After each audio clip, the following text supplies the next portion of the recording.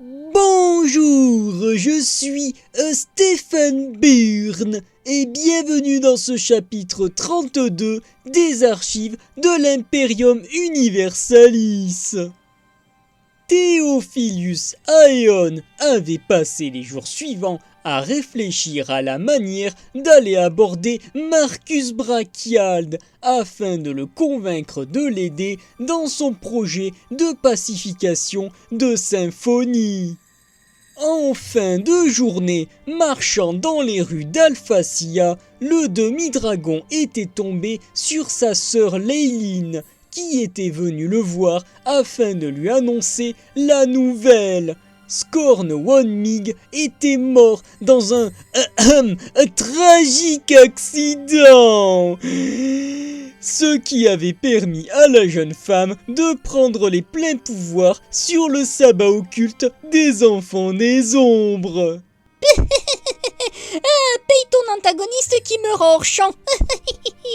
Convainquant Theophilus de la suivre pour aller retrouver Ikari et Serana, Leyline leur avait également annoncé cette nouvelle, ainsi que la bonne résolution qu'elle avait prise de contacter l'église du Triumvirate pour signer un accord visant à établir une paix sereine et solide entre elles.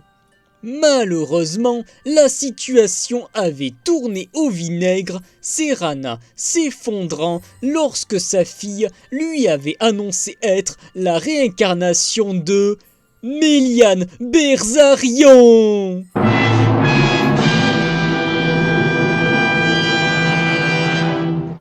What the fuck? What the fuck? Hein, quoi? What the fuck? Cette dernière, jubilant en voyant sa vieille adversaire brisée, cela avait déclenché la fureur aussi bien de Théo que de Murasaki, les deux s'accordant pour assommer la jeune femme et l'incarcérer. À ce moment, alors qu'Aruna et Nina avaient débarqué, découvrant avec horreur l'état de Serana, tout espoir semblait perdu concernant l'état mental de cette dernière.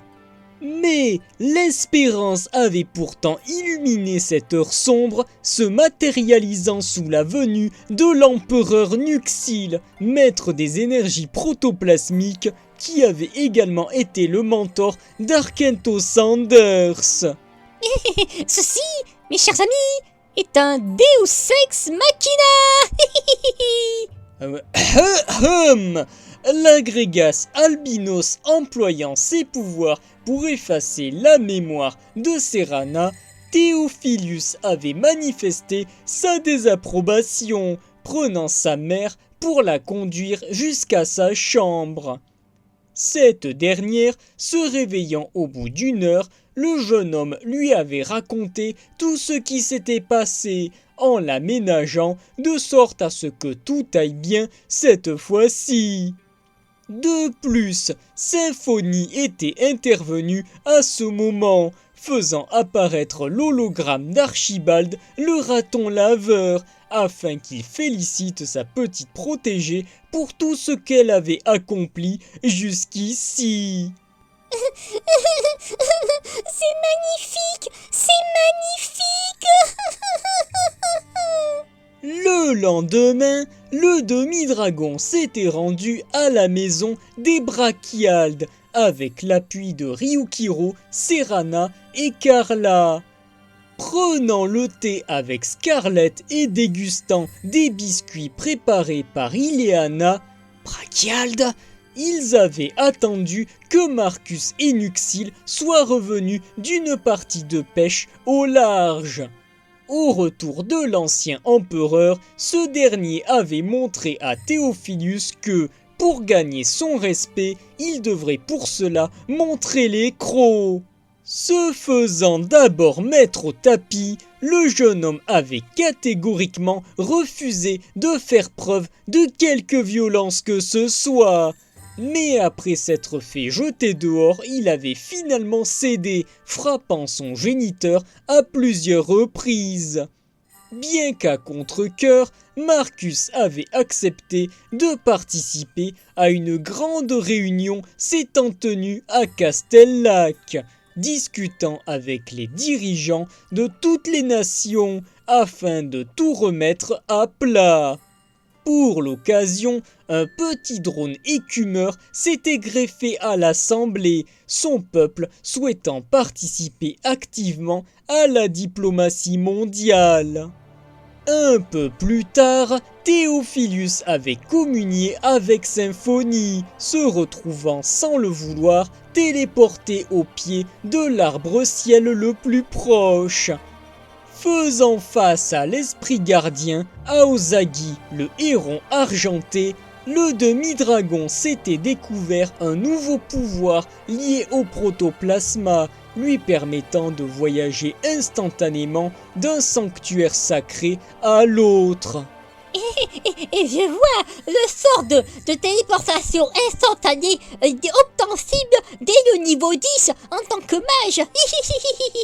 Très pratique pour ne plus se faire chier à devoir faire des voyages à pied. Oh putain, le nerd, j'y crois pas. Se rendant ensuite sur Raito Fukai auprès de Kurame, cette dernière lui avait imposé une épreuve avant qu'il puisse mettre la main sur l'armure assistée que Marcus avait laissée là. Suivez mon regard. Voyant sa psyché propulsée dans une vision mélangeant un moment précis du passé, aussi bien de Théophilus que de Murasaki, le demi-dragon avait fait face à Nikolai Voronov dans sa jeunesse. Parvenant à résoudre le casse-tête moral de se souvenir par le dialogue, le jeune homme avait ainsi pu récupérer ce qu'il était venu chercher. Une fois l'albatros arrivé pour le récupérer, il s'était de nouveau enfermé dans le compartiment de stockage, poussant son énergie protoplasmique à un point tel qu'il était parvenu à régénérer les deux moitiés brisées de la lame sacrée d'harmonie, les reforgeant en deux espadons au potentiel destructeur sans précédent. Ainsi se conclut ce 32e chapitre des archives de l'Imperium Universalis. Merci à vous d'avoir écouté et regardé. À très bientôt. C'était Stéphane Burn. À vous les studios.